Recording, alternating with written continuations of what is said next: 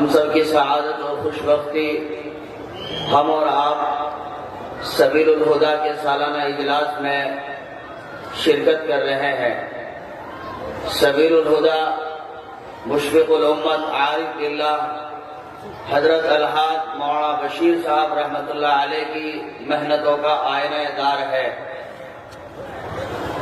اور ساتھ میں ان کے نیک صالح اولاد آج کے اجلاس کے ناظم مولانا مفتی محمد طیب صاحب قاسمی اور سبیل الہدا کے محتمم و ذمہ دار حضرت مولانا محمد عرفان صاحب قاسمی دامت برکاتہم، ان حضرات کی محنتوں کا شاہکار ہے۔ دعا ہے اللہ تعالیٰ ادارے کو ہر دن ترقیات سے سرفراز فرمائے۔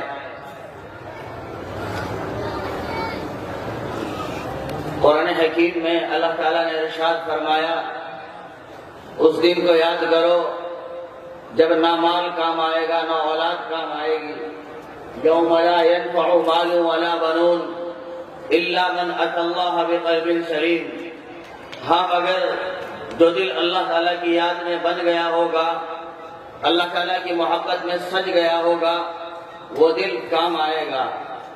آج دنیا جہان کا مقصد بس پیسہ پیسہ پیسہ ہو، چاہے جیسا ہو، حلال پہ ہو، حرام پہ ہو، جھوٹ پہ ہو، تھوک پہ ہو، کسی کا گلا دبا کے ہو، کسی کی زمین دبا کے ہو پیسہ چاہے ہو جیسا۔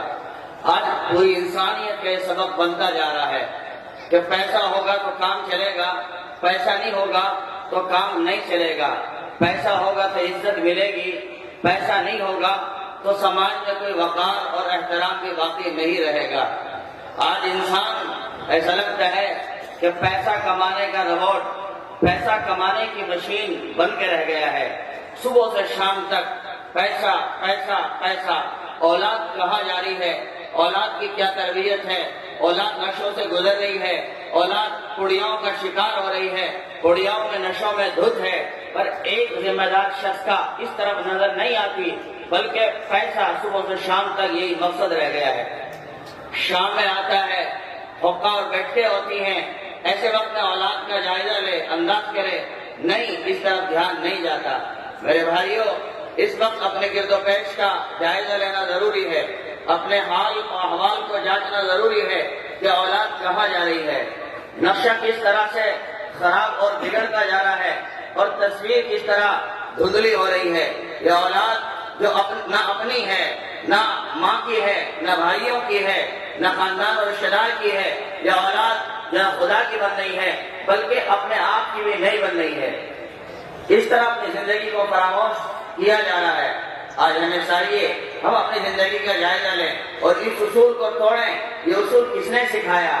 پیسہ ہو تو زندگی کامیاب، پیسہ نہیں ہم نامراد۔ میرے بھائیوں، کچھ کام پیسے سے بنتے ہیں، لیکن سارے کام پیسے سے سنور جائیں یہ کبھی نہیں ہو سکتا۔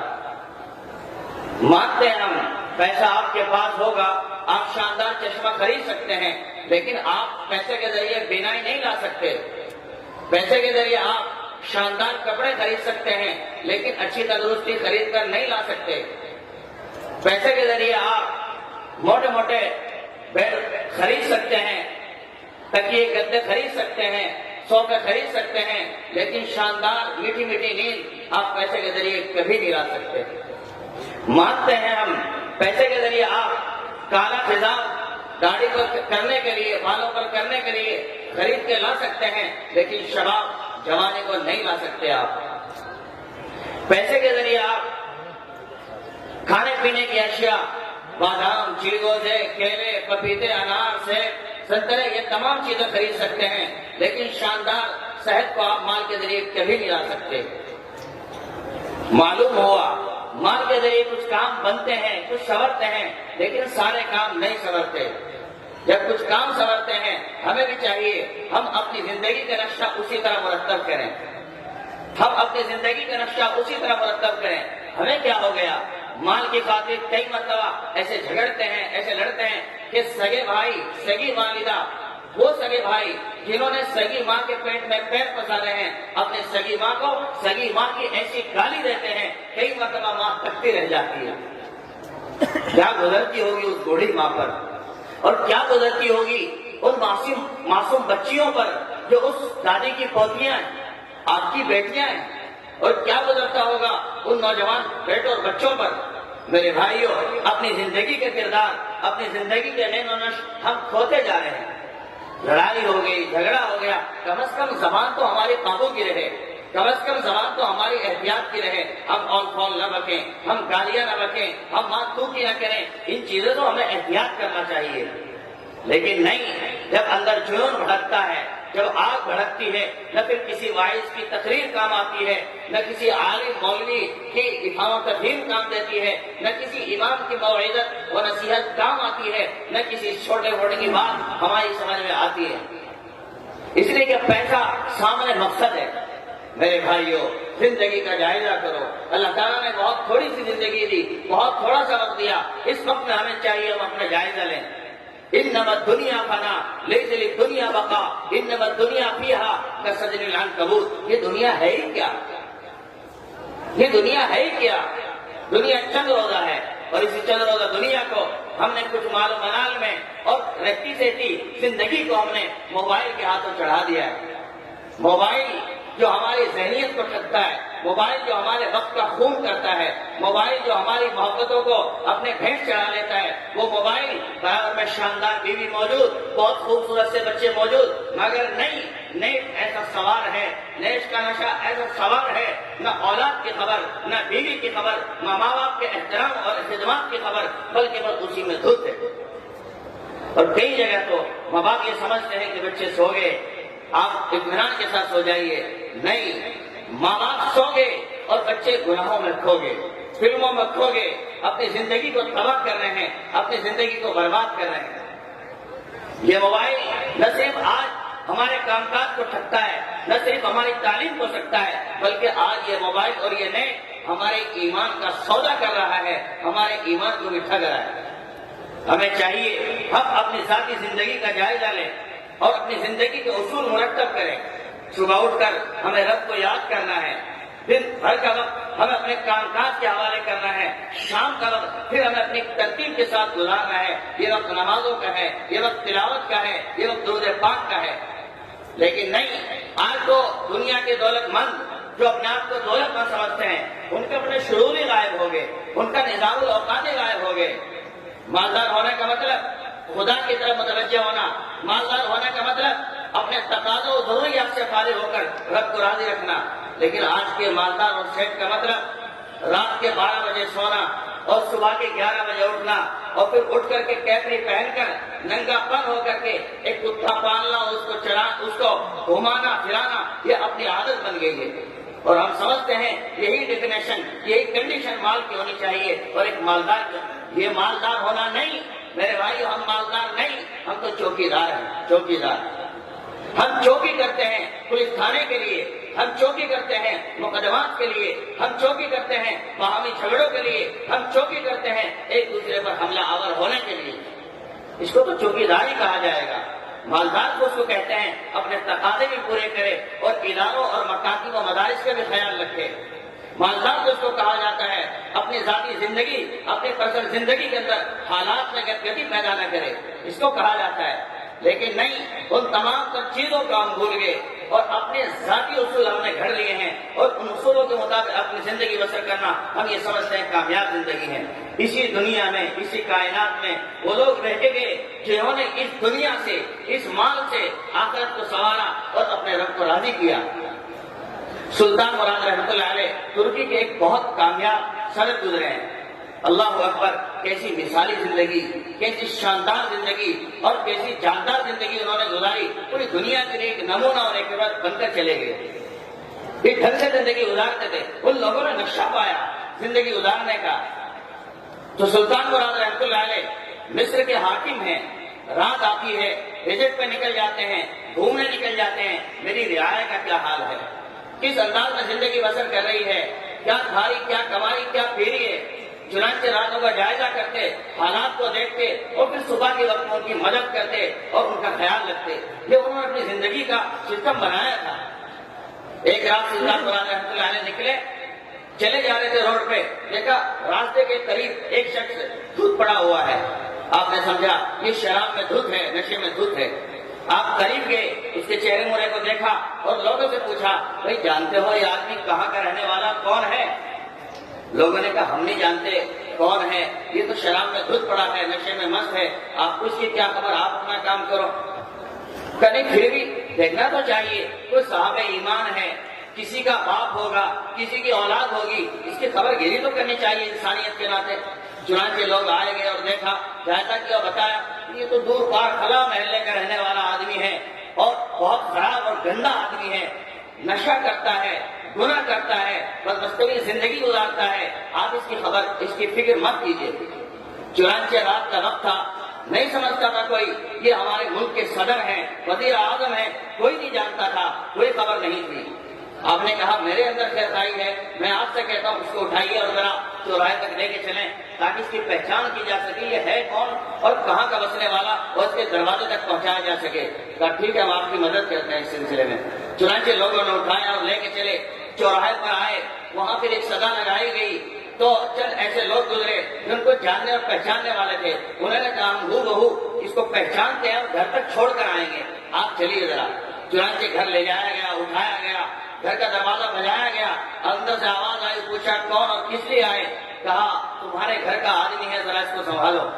چنانچہ جب اس کو اس عالم میں پڑا ہوا پایا، بچوں نے دیکھا ہمارے ابو ہیں، والد ہیں، تو دیکھتے ہی منظر ماحول بدل گیا، رونے پکانے کی حالات بن گئے اور آہو فغاز شروع ہو گئی. محلہ پڑوس اکٹھا ہوتا گیا اور لوگ باہر بیٹھنے شروع ہو گئے. سلطان مراد رحمۃ اللہ علیہ اپنا قیمتی وقت لے کر بیٹھے رہے، حالات کا جائزہ لیتے رہے کہ ہوتا ہے کیا.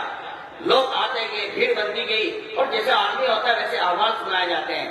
لوگ کہنے لگے بہت برا آدمی تھا، شراب پیتا تھا، نشہ کرتا تھا، کالا منہ کرتا تھا، دنیا کو گالی بکتا تھا، انتہائی خراب آدمی تھا. اور لوگ آئے، انہوں نے کہا یہ شرابی نہیں، یہ تو زنا بھی کرتا تھا، عیاشی بھی کرتا تھا، اس کا سارا وقت اس میں گزرتا تھا. طرح طرح کی لوگ باتیں کرتے رہے. بلاخر اس کو غسل دیا گیا، کفنایا گیا اور دفنانے کے لیے لے جایا گیا. دفنا دیا گیا، ایک دو دن کا حصہ اور وقت گزرا. سلطان مراد رحمۃ اللہ علیہ پھر اسی رات میں اسی ترتیب کے ساتھ اپنے گھر سے نکلے اور اس مرحوم کے گھر پر جا کر دستک دی. اولاد باہر نکلی اور پوچھا کون اور کیوں آئے؟ کہا میں ایک مسافر ہوں اور مجھے چند باتیں آپ کی والدہ سے کرنی ہے. کہا ہمارے والد صاحب کا ابھی 2-4 دن پہلے انتقال ہو گیا، ہماری اماں عدت میں بیٹھی ہوئی ہے، اس سے بات کی کوئی سبیل نہیں بن سکتی، پر مجھے تو 2-4 باتیں کرنی ہے، پس پردہ میں بات کر لوں گا. کوئی مسئلہ نہیں. انہوں نے ان کو جگہ دی، وہ بیٹھے. کہا مجھے بھی آپ کو 2-4 باتیں کرنی ہیں آپ کے شوہر کے بارے میں. کہا کیجیے. کہا آپ کے شوہر کی زندگی بہت عجیب و غریب سننے کو ملی ہے.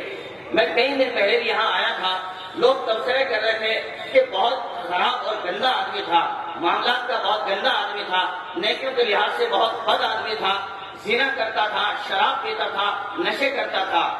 اور ادھر ہم نے آپ کی آواز سنی، گھر میں آپ رو رہی تھی اور یہ کہہ رہی تھی میرا شوہر میرے سر کا تاج، وقت کا ولی تھا، بڑا عابد تھا، عبادت کرتا تھا، رات و تہجد پڑھتا تھا، دنوں روزے رکھتا تھا، حلال کماتا تھا، حرام سے احتیاط کرتا تھا. ایک طرف تمہارا یہ رونا اور تمہارے یہ بیانات اور دوسری طرف ماحول کی یہ باتیں، بات کس کی سچ ہے؟ عورت کہنے لگی دیکھو میں اس کی عزت ہوں، میں اس کے گھر کے رہنے والی ہوں اور مجھ سے زیادہ اس کے حال احوال کے بارے میں کوئی شخص نہیں جانتا. لوگ جو کہتے ہیں ان کے اپنے تجربات ہوں گے، لیکن چونکہ میرے نزدیک رہا، میرے قریب رہا، مجھ سے زیادہ اس کے حالات کو کون جانتا ہوگا. کیا بات صحیح ہے آپ کی، آپ صحیح کہہ رہے ہیں، لیکن یہ پورا زمانہ جو اس کی برائی کر رہا ہے اور لوگ یہ کہنے والے موجود ہیں، ہم نے انہیں بدیوں میں دیکھا، ہم نے اپنے سگے کانوں سے سنا. لوگ کہہ رہے تھے کہ 10 بوتلیں شام کے وقت میں شراب خانے سے خریدتے وقت ہم نے دیکھا ہے، اس کو تھیلا بھر کر گھر میں لاتے ہوئے ہم نے اپنی آنکھوں سے دیکھا ہے. ایسے نوجوان یہاں موجود تھے جو کہہ رہے تھے رنڈی بازار میں جاتے ہوئے ہم نے انہیں اپنی سگی آنکھوں سے دیکھا ہے، وہاں رات گزارتے ہوئے ہم نے خود دیکھا ہے. ہم کیسے مان سکتے ہیں انہیں شریف ہے؟ یہ تو بدکار ہے، انتہائی بد ہے. فرمایا بات آپ کے سامنے آئی ہوگی، لوگوں نے کہا ہوگا، لیکن چونکہ میں بہت نزدیک رہنے والی ہوں میری بات کا اعتبار زیادہ ہوگا. تو بتائیے آپ کیا کہنا چاہتی ہیں؟ کہ لوگ جو آپ سے کہہ رہے ہیں وہ شراب پیتا تھا، 10-10 بوتلیں خریدتا تھا. یہ بات سچ ہے, میں بھی اس کی تائید کرتی ہوں. لیکن معاملہ یہ تھا کہ وہ دن بھر کماتا, شام کے وقت میں آتا, پیسوں کی ترتیب بناتا. یہ پیسے عمرہ حج کے لیے ہیں, یہ پیسے گھر کے لیے ہیں, یہ پیسے خدا کی راہ میں لٹانے کے لیے ہیں, یہ پیسے غریبوں کی مدد اور ہیلپ کرنے کے لیے ہیں. الگ الگ تقسیم کرتا اور اللہ سے دعائیں بھی کرتا تھا, پیارے رب میری کمائی بہت تھوڑی ہے, میں کام بہت زیادہ کرنا چاہتا ہوں, اسباب تھوڑے سے ہیں, اس تھوڑے پیسے میں آپ برکت ڈال دیجئے اور مجھ سے کام لے لیجئے. تو پھر 2-4 دن کا وقت گزرتا, شام کے وقت میں وہ متعینہ پیسے لیتا اور شراب کھانے پہ جاتا, اور وہاں جانے کے بعد شراب کی بوتلیں خریدتا, ٹھیلا بھرتا, گھر میں لاتا. شام ہوتی, مغرب ادا کرتا, بعد مغرب کھانے سے فارغ ہوتا اور پھر عشاء کی نمازیں ادا کر کے معاملات پڑھ کے جب دیکھتا دنیا اپنے گھروں میں جا چکی, آرام کے لیے لیٹ چکی, کوئی باہر باقی نہ ہوتا, تو پھر ٹھیلے کو اٹھاتا اور ایک ایک بوتل کو نکالتا اور ایک ایک بوتل کو توڑ کر نالی میں بہاتا اور یہ کہتا, پیارے رب میرے اندر اتنی طاقت اور ہمت تو نہیں, میں پوری دنیا سے شراب ختم کر دوں, یہ دنیا کے شراب خانوں کو مٹا دوں. ہاں میرے رب میں اتنا ضرور کر سکتا ہوں, چند بوتلیں خرید کر کے انہیں نالی میں بہا سکتا ہوں, تاکہ کچھ صحابہ ایمان کا ایمان بچ سکے, کچھ لوگ بچ سکیں کہ جن کے بچے یتیم نہ بنے, ان کی بیوی بیوہ نہ بنے. میں ان کی عزتوں کی حفاظت کے لیے, ان کی خدمت کے لیے یہ بہاتا ہوں. اللہ جی میری اس عبادت کو آپ اپنے دربار میں قبول فرما کر میرے لیے نجات کا راستہ نکال دیجیے. اللہ اکبر کبیرہ. ایسے بھی لوگ کائنات میں ہوتے تھے. کئی مطلب تھا میرے شوہر کا شراب خریدنے کا اور اس کا, تو وہ دنیا, سلطان مراد نے کہا وہ دنیا جو کہہ رہی ہے, وہ دنیا جو کہہ رہی ہے, راتوں کو زنا کرتا تھا, زنا کے اڈوں پہ جاتا تھا, سودا کر کے آتا تھا. کہ وہ بات بھی سنو, یہ بات سچ ہے. وہ گھر سے نکلتا, مجھ سے پوچھتا اور ان مقامات پر جاتا جہاں رنڈیاں رہتی ہیں, جہاں گناہ کا بازار کرنے والی رہتی ہیں, لیکن ان سے معاملات طے کرتا اور ان کی رقم طے کرتا, ادا کرتا. مثلا ان سے سودا کرتا, تمہاری رات کی قیمت کیا ہے؟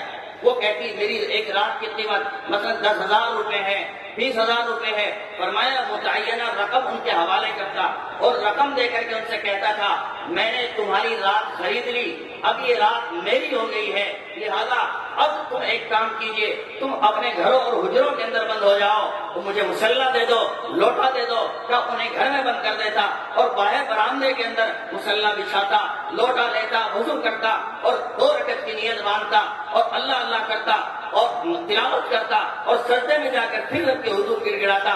پیارے رب میرے اندر یہ ہمت نہیں, میں پوری دنیا سے عیاشی ختم کر دوں, پوری دنیا سے زنا کو ختم کر دوں. ہاں البتہ میں اپنی رقم کے ذریعے اتنا ضرور کر سکتا ہوں کہ ان چند کو بچا سکتا ہوں, ان کی ایمان کی حفاظت کرتا ہوں. اللہ جی آپ میرے اس عمل کو قبول فرما لیجئے اور اسے میرے لیے آخرت میں ذخیرہ بنا دیجئے.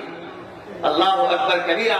میرے بھائیوں اسی دنیا میں وہ بھی مالدار گزرے ہیں جنہوں نے اپنے مال کے ذریعے اتنے محتاط انداز میں اپنی زندگی کو بسر کیا اور سینکڑوں کے ایمان کی حفاظت کی, ان کی جان کی حفاظت کی, ان کی عزت کی حفاظت کی. آج میرے بھائیوں مال کا کچھ مطلب, مالدار کا کچھ مطلب غلط ہی سمجھ میں آ گیا ہے. دیر رات تک جاگنا, صبح کتا پالنا اور اسے گھمانا اور کیپری پہن کر ننگا پن ہونا اور معاشرے میں دکھانا اور 11-12 بجے تک آنکھیں کھولنا اور اہل مدارس, مکاتب, حفاظ اور علماء, ائمہ ان کو گالیاں بکنا, دعوت تبلیغ کے لوگوں کو برجرہ کرنا, یہ آج نیا اسٹائل ہے جس کے ذریعے ہم اپنی آخرت کو تباہ و برباد کر رہے ہیں. اللہ تعالی ہمیں سمجھ فراست عطا فرمائے اور انتہائی دانش مندی کے ساتھ اس دنیا میں اپنی زندگی گزارنا, اپنے مال کو طریقہ کار کے ساتھ خرچ کرنا, اس کا نظام مرتب کرنا. اللہ تعالیٰ اس کی توفیق عطا فرمائے. وآخر دعوانا ان الحمد للہ رب العالمین.